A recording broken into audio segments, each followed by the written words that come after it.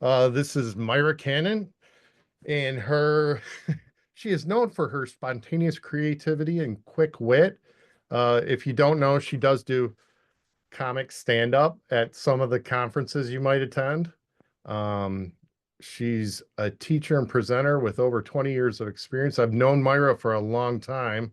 We're good friends, and I think when I started, it was one of your first books that Teachers Discovery was selling, um, probably about 20 years ago. Um, I don't think I'm that old, but your it, book is. it was 2000. Yeah, the book was, but I wasn't. 2010, Yeah, that's all right. which Okay. most students are probably not born yet Yeah, for exactly. teaching. So there you go. Her books are fun, cultural. There's a lot of depth to them, and they're very factual. And then she has a lot of teachers' manuals that go with it, and a lot of great activities. Without further ado, this is Myra. Sounds great. Well, welcome. I want to take you through three different strategies while using CI novels or the graded readers. And there's the three: mapping the setting, special person interviews, and dramatic performances of key scenes. When I did that, I was also unawareingly just mapping also the Common Core standards when we're talking about reading literature, and that is describing characters, setting, and major events in a story using key details. That's for first grade. So when we're dealing with kids who don't speak the language, first of all, kind of is like first grade. And then if you look at the third grade standards, you're describing characters in a story, their traits, motivations, or feelings, and you're going to explain how their actions contribute to the sequence of events. And so that's basically the plot. And then trying to figure out, the character back and forth, which fits right into special person interviews. And then, of course, the setting, the time and place is really important that kids understand that. So the reason we talk about these story elements is because fiction, in particular, stories, we test kids the best by using a story map, like this, the elements of a story. Main idea and key ideas work better with nonfiction. So that's why we're focusing on that. So from the work that I'm using tonight is the second edition. It's got a new ending to it. And that one in particular has shorter chapters. And when you read the back cover description, which I think a lot of times we skip over as teachers, but you have this two people that are deciding not to return to Spain, and the Silver Treasure Fleet is what they were supposed to be going with. Instead, they're going to set sail to the water of life and try to find that. But then we have this clever pirate, Henry Morgan. Will that be worth it? So very easy kind of wait a minute. Sorry, squirrel. Did someone say treasure? Where? So from immediately from that, you have on the back, you have some of the things you need to do as a teacher is, well, not everybody knows what Spain is or where it's at, right? And so trying to figure out just by reading basic um, clues, where is the story taking place and what's going to help learners follow that storyline as you go. So for chapter one, there's a side to this that says that there's pirates are attacking Spanish possessions in the Caribbean and that Spain controls much of the Caribbean. Well, I remember one of my juniors one year when we were, addressing this topic, she goes, "Oh, that's where the Caribbean is." So it's not necessarily that we just throw these terms out there and we just naturally know. The kids have to know that because it's taught elsewhere. I think it's really important to teach specific places as well, and not just here's the map. This is where Spanish is spoken. It's like, well, why were they speaking Spanish there, right? The characters in this are currently in La Habana, Cuba, and they're preparing to sail for Sevilla, España. So even trying to get kids to realize that España means Spain is already a challenge sometimes. So this map and setting the setting is crucial. So looking at some of these maps, and you'll notice over here, look at that. In 1681, we have the Golfo de Mexico right there, 1681. Crazy how history can kind of map out everything. Here's the Mar, M-A-R, right there. And when you show these types of maps to kids, they kind of look at it and going, wow, I mean, they missed the boat a little bit over here in the Yucatan, right? Florida is a little bit too big. Um, and wow, some of those islands up there, they're not as big as they really seem, right? In the Bahamas, showing some of these authentic um, firsthand documentations of the maps and stuff is really important as well. So Spain controls all of this, and this is the Caribbean, right? Um, El Caribe showing that. And, but question is, how did Spain get all of that land? It doesn't make any sense. Now, before we dive into too much history, though, there's just a treaty that happened between Portugal, and they divided. The two countries were sailing all over the place. And so a pope divided it down, and then a treaty later said, okay, Spain gets this side, Portugal gets the other side. And you can see all these possessions back and forth. Um, and then they discovered silver. Those Spaniards in Bolivia, here we have a map at the bottom, you might see in the bottom right. That's today's Bolivia. And since 1545, that mine has yielded an estimated 60 tons of silver, and it's still producing to this day. So then we have a question that we could throw at students. Well, how were they going to get that silver back to Spain? And critical thinking with kids as far as, well, we have to know a little bit about geography now. So now instead of just saying, here's what the route was, here's what they did, pose it to students. So where would you go in order to get that back? You have to know about maritime conditions. Going south, for example, was pretty treacherous, and it still is, going around what's now Argentina, the tip right there. That is really, really tough. So, who has an answer? You can throw that out to kids. And the solution that they came up with was pulling all that silver mining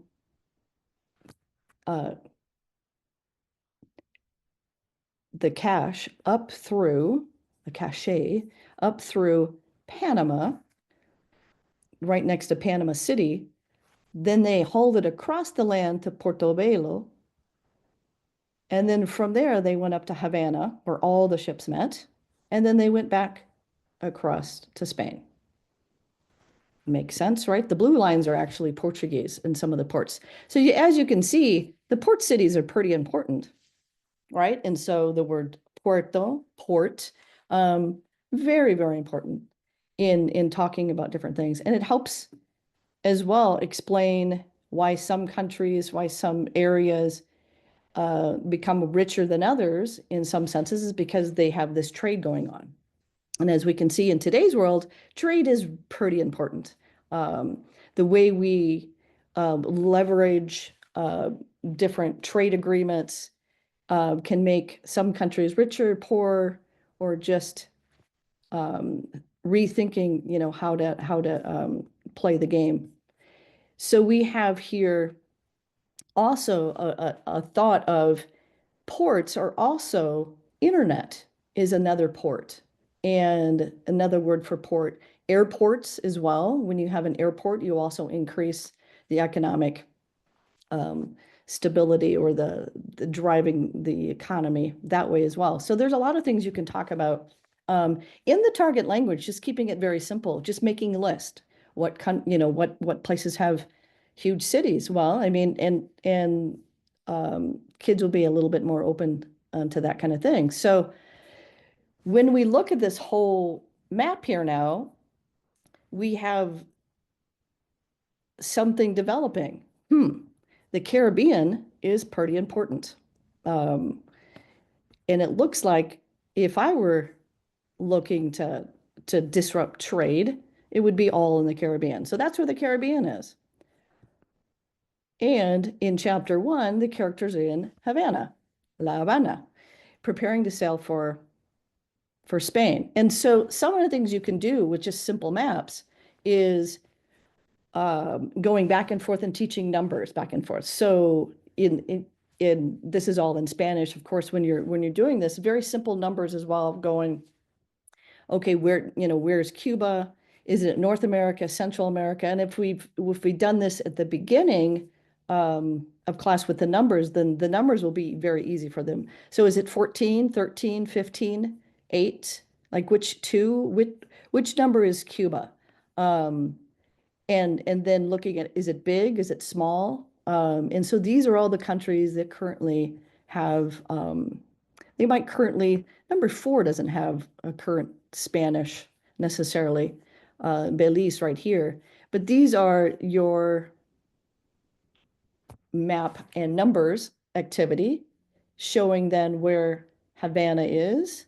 And then also very key to this is showing actual images. And it's easier now in the internet showing some of those, but you can see, oh, it's an island.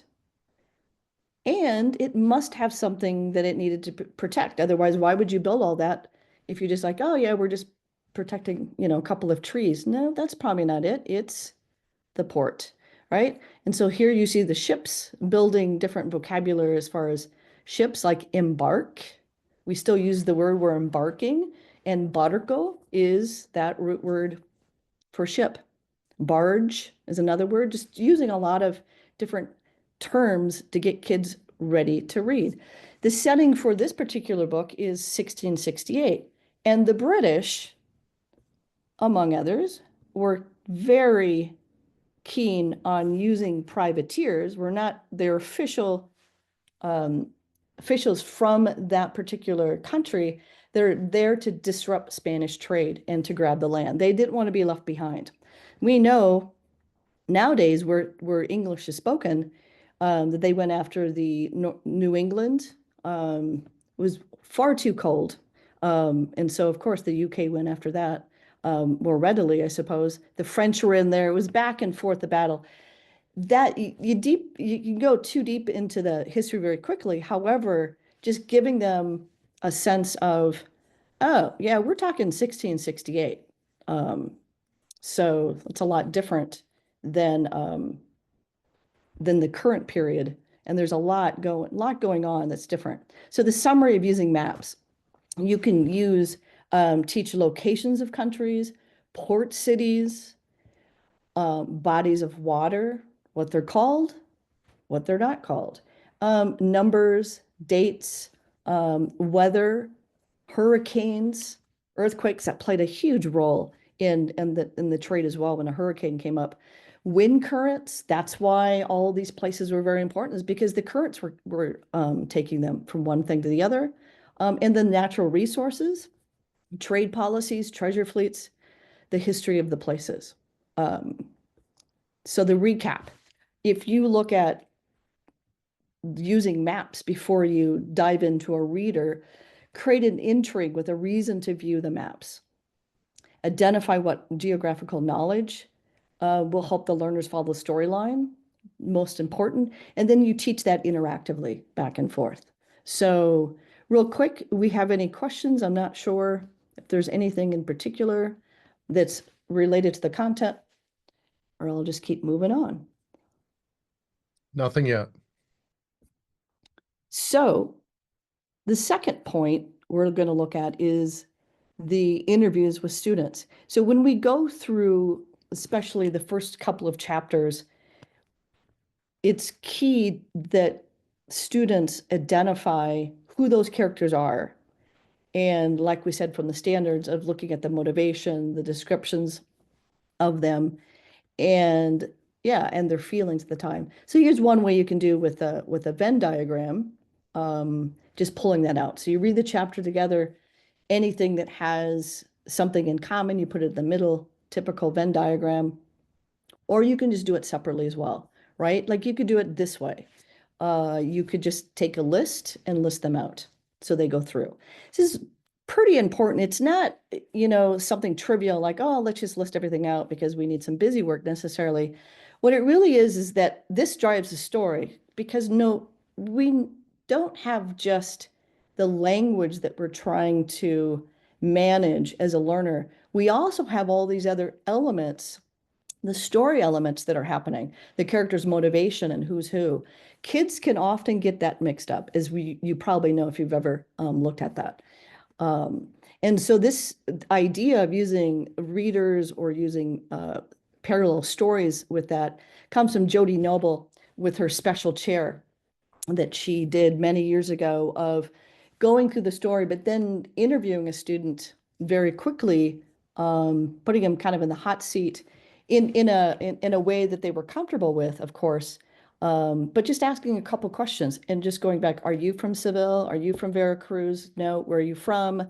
Um, and getting some of those facts, but not going all the way through, just comparing and contrasting back and forth.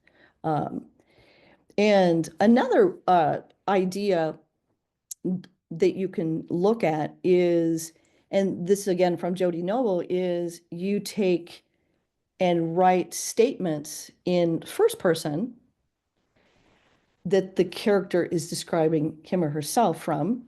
And Jody hung this up in the hallway on butcher paper, and then students would initial next to the statements, all these statements through for the three characters, which ones did they shared. So the first one, I'm intelligent, you initial next to it, and leave the others if they didn't apply to you. And as you're in the, she was observing her kids, sixth grade at the time, in the hallway, you're negotiating meaning with other kids there as well. Because this is not how it was shown to the kids in the reading. You have soy, S-O-Y. And so all of a sudden, what you're doing is you're also building this first person knowledge, first person verb form that's not necessarily in the the reader because it's mostly third person. It could be though.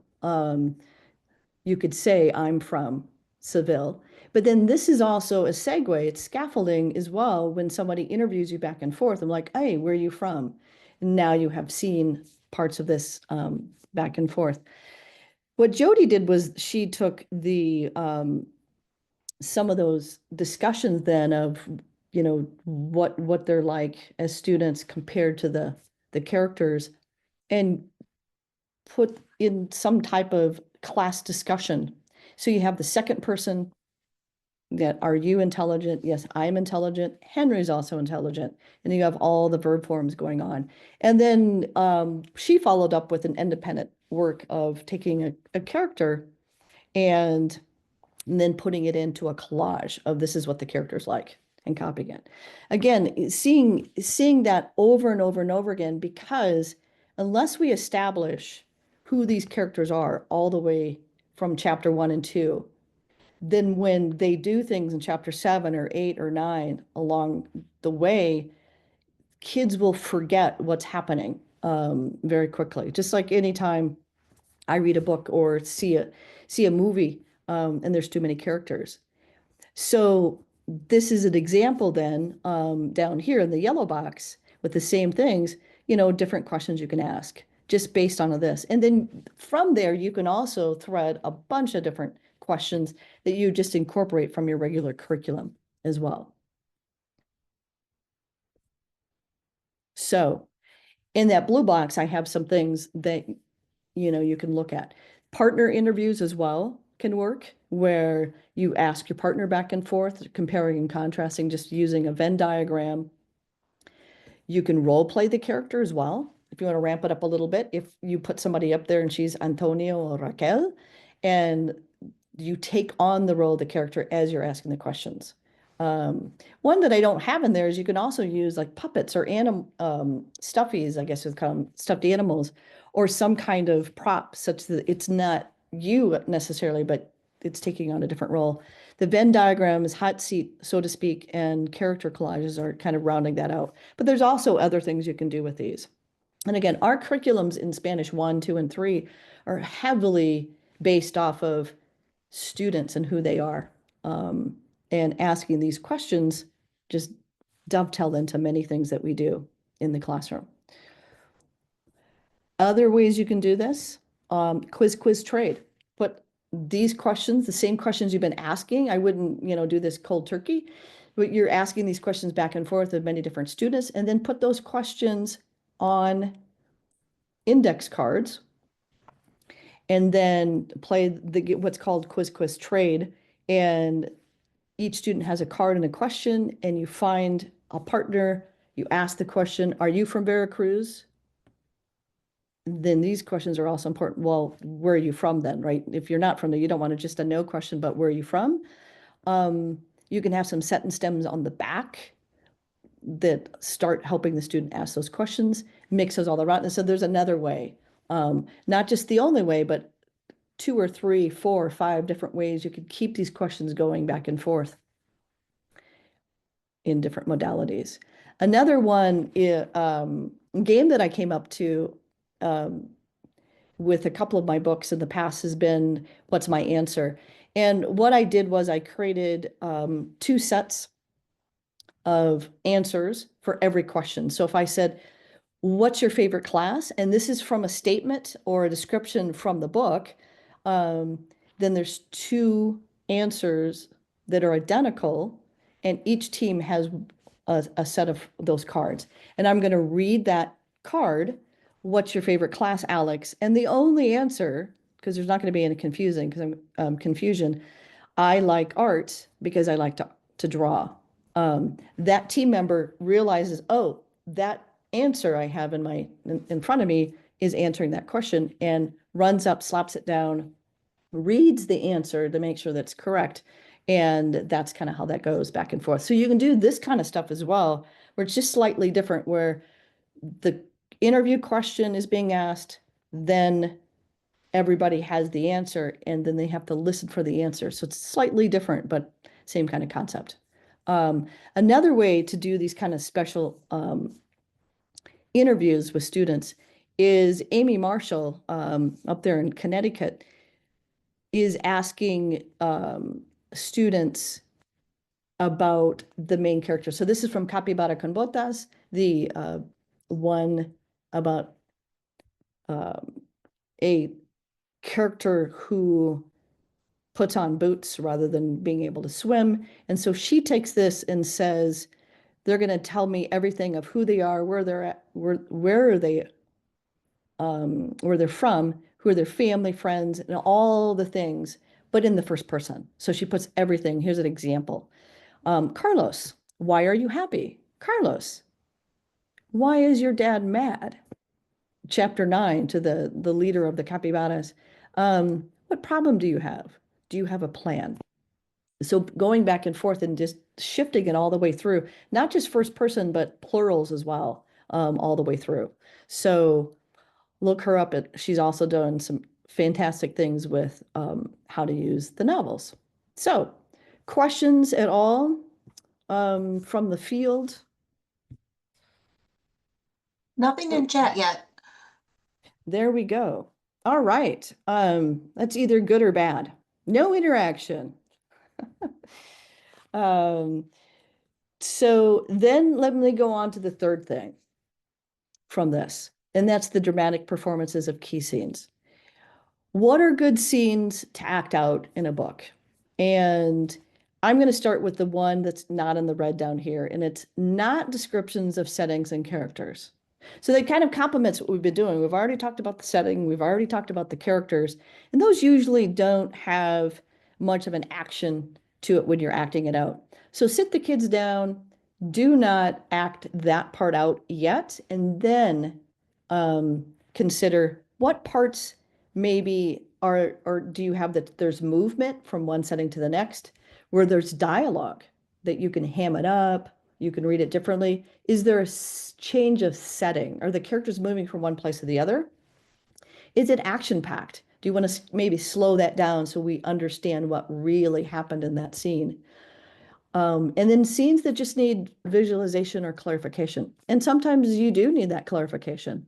I've known, I think one time what I did with a reader is that I just went from memory and I had the kids get up and act it out. And then I said, I don't know if that was correct. And so we got out the books, we went through it, and then they went through and we went through together and we tried to figure out what part I was missing or what part was not quite right. Um, be careful with that kind of way of doing it though, because sometimes what you acted out is what's going to be in their brains for the rest of the story. So a couple of ideas about acting things out. Here it comes from Cynthia Hitz, who's used a bunch of different novels that I have. She uses this freeze frame that comes from the English as a second language world. And she reads the chapter together, and then she forms three or four uh, groups of three or four, and there's a role for each. So depending on how many you have, is there's just two main characters, then it's a group of two. They can make maybe simple props if you need to. And then what the teacher does is you read aloud lines from a chapter, and the students act, and then they freeze. And and you could stop. You could just read two words, stop and freeze, in action. Um, and then what she did was take photos of groups and then repeated it. Read another line from the chapter and kept going on and on until she had several enough. Right here, she has 9 particular ones from a particular book. What she did then what you did is you can display those, and in partners, you can describe the image she has up there, and make sure that, they know what's going on. It could be a quiz of some sort. And then the next day, what she did was she made a collage out of them. And the reason I do believe the reason why she put the letters out of order is that she never gets to the end of the alphabet. So she kind of started in the middle. Because we all know ABC, but do we know HIJKL and so forth, right? And so that's why it's in that. And so she created a collage for speaking and writing kind of prompts. So I could go through and I can say, okay, here's what I'm describing in Spanish, for example, and my partner could say, oh, you're describing M, that particular one. I'm like, yeah, correct. Or you could put them out of order and the students could, put them in order by writing about it. So there's a lot you can do from that. So, and the whole class dramatization is something to think about as you go through, maybe with a reader, and pick maybe 2 or 3 of the chapters you're saying, okay, this would make a really great whole class dramatization. Now, I know with my 6th graders, they wanted to act everything out. And I've talked to many people in, 2nd grade, 3rd grade. Every kid wants to act everything out. So, use that to your advantage as well. But sometimes with high school kids, they didn't want to act out at all. They didn't want to do anything. And so you'll see, there's another image from Cynthia Hitz, is you have a ship right here, people on the ship.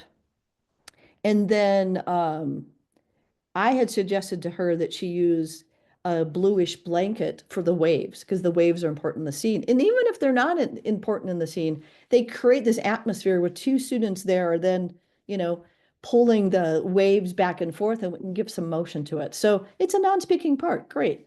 Maybe the characters are in a jungle. Give kids non-speaking parts. Putting their hands out, they can be the trees, they can be a door that they open going back and forth. There can be a lot of different things. And those non-speaking parts can also talk. I know. Beauty and the Beast. There were a lot of non-speaking parts that became speaking, right? Where they had the tea kettle and the candle holder and all those different things that were quote unquote non-speaking parts at the beginning, and now they're speaking. So think about it that way of going, well, I'm just going to interview a tree right now. It's like, have you seen Sarah who went past here? And the tree could say, yes, I did, and you could put in different things like that, for example. But non-speaking parts are really to get everybody going and add to that atmosphere.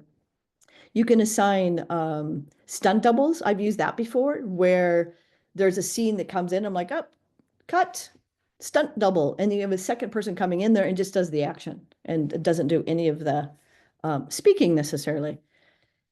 You also, when you do all these things, is act out such that you're really doing a production. So you give direction. I'm like, nope, corte, right? And, cut, go back. We need it, more action, more intensity. You need to be sadder.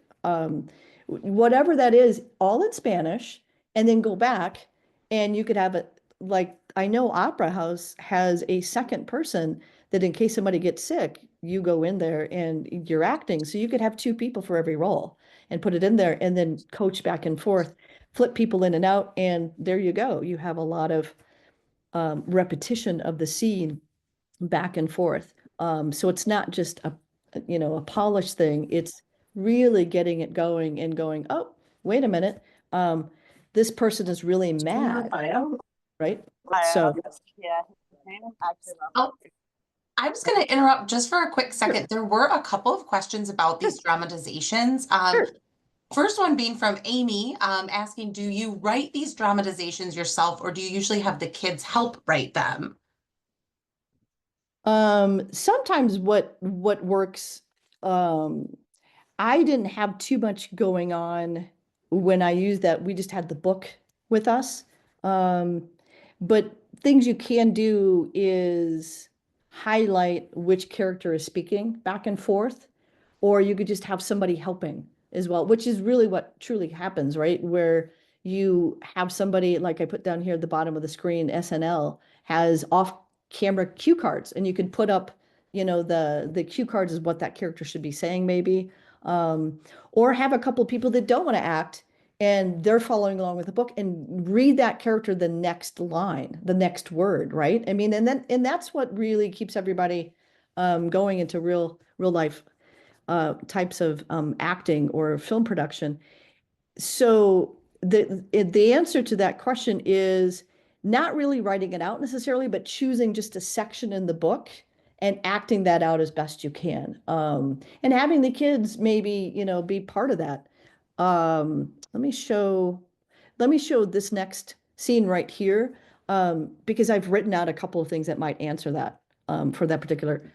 This is on YouTube, okay? And so this book has been out there for quite a while in the first edition, and kids love acting out in their own spaces of whatever they want to do. And this is Pirates of the Caribbean from the scene, the very bottom here is you have them coming out from the cave, and there's a say, lightsaber for the sword, and they're fighting back and forth. So you can look at costume designer, camera operator, audio staging, post-production editor, special effects coordinator, scriptwriter, director, when you're doing these kind of things and thinking about what kids do off, not off script, but outside of your classroom to produce some of these, and looking at it inside your classroom is saying, hey, these are real life things that people do in their job roles. Let's kind of incorporate that as well, because not everybody has to act, but if you're keeping somebody on script, you have to know the language pretty well, and you have to know how to express yourself as well, pretty much like that. And if I go back here, I think I've pretty much got everything through here that I needed. And we're getting to the end here. This is another thing that I saw.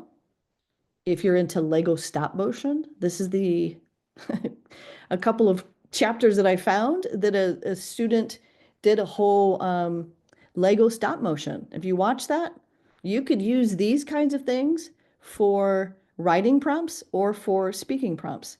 So some of the options in my couple of slides that I have left here are you can have kids put sections of the chapter to appropriate music because they have to feel like the feeling of the mood. Choose the music for the characters.